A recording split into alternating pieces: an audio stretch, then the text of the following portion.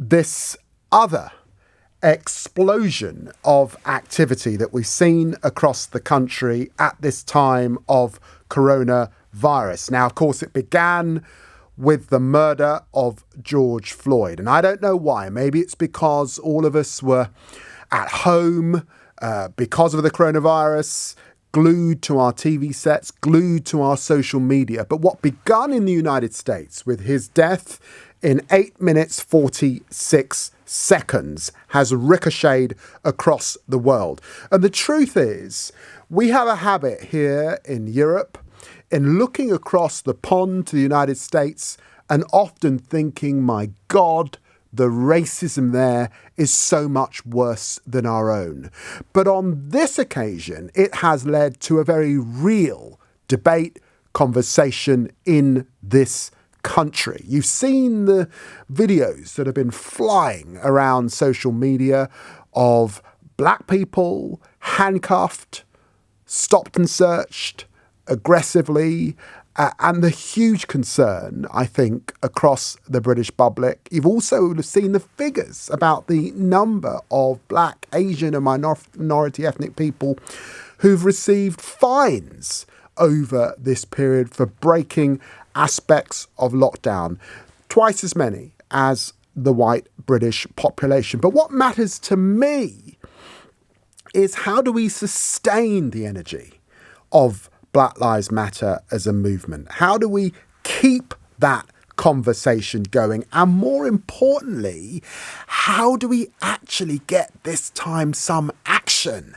How do we really get the change? When we look at the black unemployment rate, when we look at the issues in the criminal justice system that David Cameron asked me to look into now 5 years ago, when we look at the successive inquiries that we had them after Brixton with the Scarman report. We had them after the murder of Stephen Lawrence with the Macpherson report. You've got my report. You've got reports into workplace diversity, Baroness Ruby McGregor.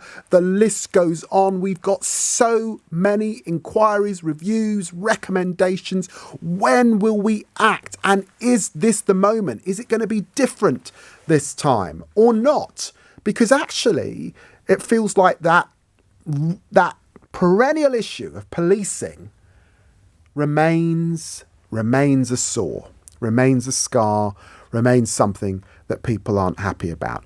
Let's listen to Cressida Dick speaking to Nick Ferrari earlier this week and her response to some of her officers taking the knee. Some of my officers took the knee on Wednesday, I think it was the 7th of June.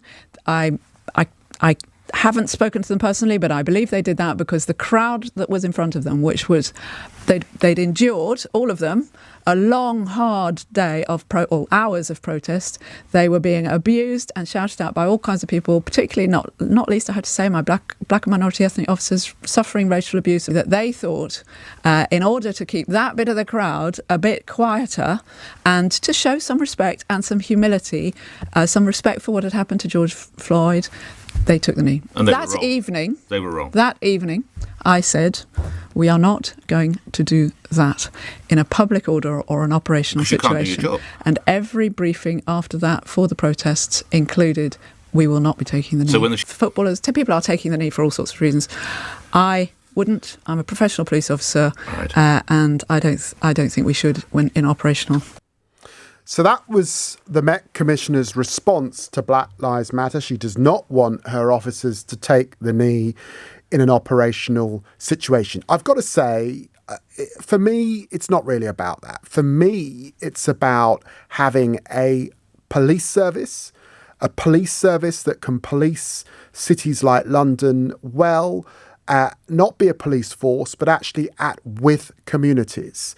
How do you do that successfully if we're still in a situation, and we are, I've got the figures in front of me as Shadow Justice Secretary, right across the country, what's the percentage of black officers that we have here in the UK? 1%. 1% is the number.